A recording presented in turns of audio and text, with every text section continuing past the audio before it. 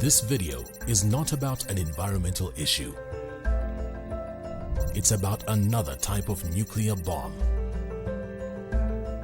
The destruction of South Africa's economy, ruining the future for generations to come.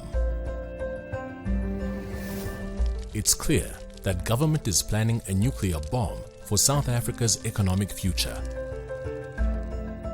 Let's unpack the nuclear deal. 22nd September 2014. South Africa's Minister of Energy, Tina Joemat-Pettersson, signed a Russian intergovernmental agreement on strategic partnership and nuclear cooperation in secret. This contract is binding for 20 years and paves the way for Rosatom to build nuclear facilities in South Africa. Rosatom is a state-owned Russian company, just like Eskom is controlled by the government of South Africa, and also notorious for mismanagement and tardiness in delivery. Internationally, the nuclear deal was revealed to the public for the first time when published on the Rosatom website and announced by the Russian media in September 2014. They retracted their statement in 2015, calling it a public relations mistake. However, Rosatom's 2014 annual report on their website tells a different story. According to SA government records, the state law advisor recommended that this agreement should be tabled for discussion in and approval by Parliament under Section 231.2. However, Minister Joemat-Pettersson tabled it in terms of Section 231.3, thereby sidestepping parliamentary debate and approval.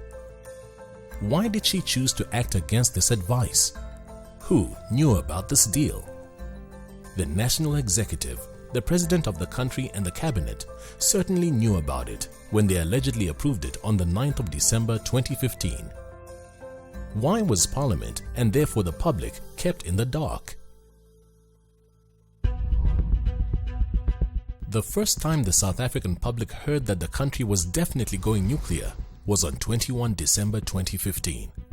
On this day, the government newspaper confirmed that the minister had approved the procurement of nuclear energy.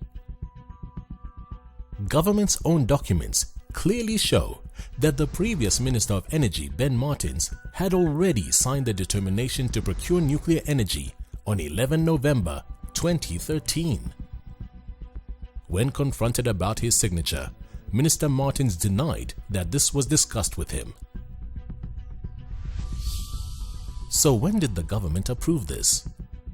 Somewhere between the firing of Nhlanhla Nene on SA's fateful D-Day, 9/12/2015, and Des van Rooyen's weekend as Minister of Finance, and the reappointment of Pravin Gordhan. Note that both Gordhan and Nene were adamant that SA cannot afford this nuclear deal.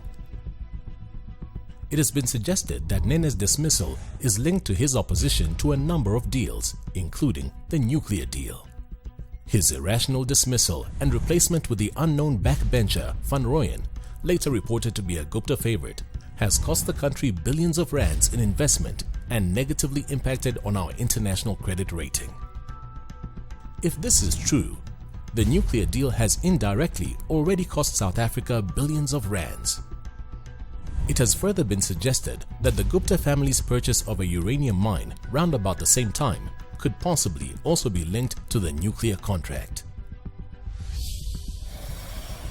Government's ambition is an extra 9.6 gigawatts of nuclear power.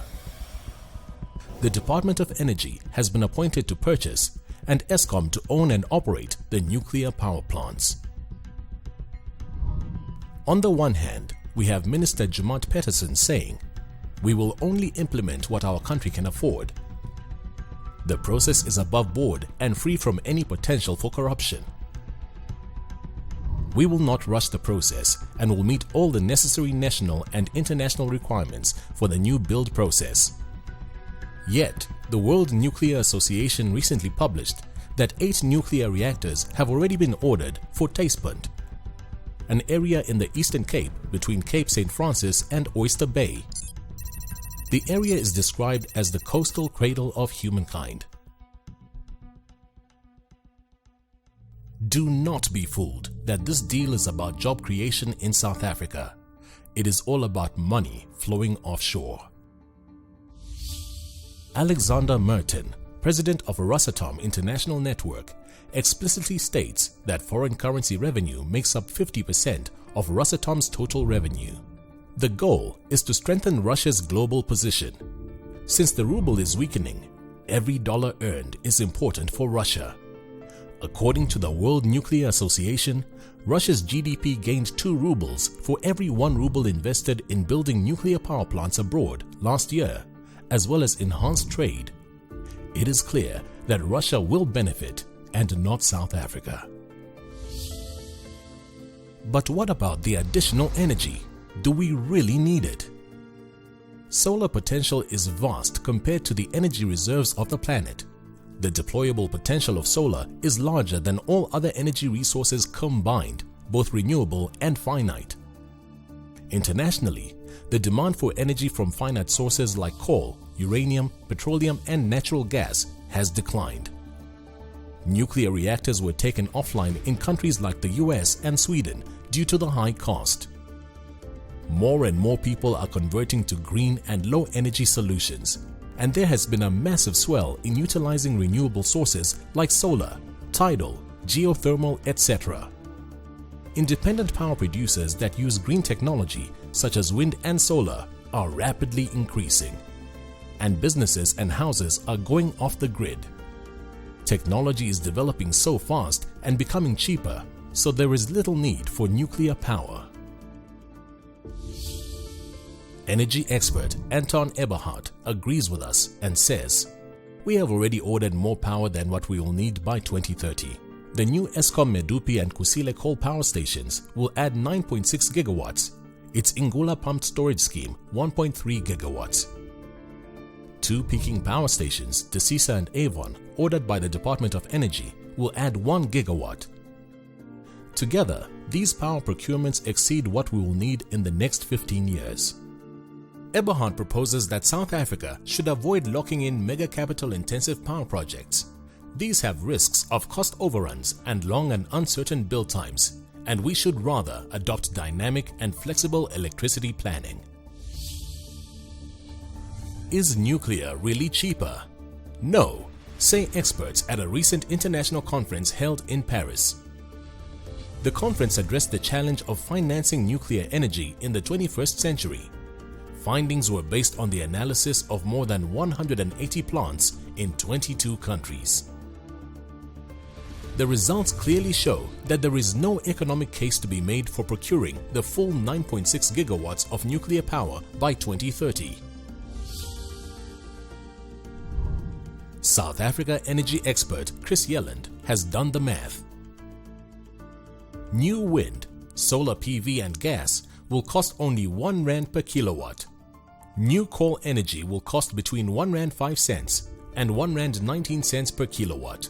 However, new nuclear energy will cost South Africans between 1 rand 30 cents and 1 rand 52 cents per kilowatt. It makes no sense to go nuclear.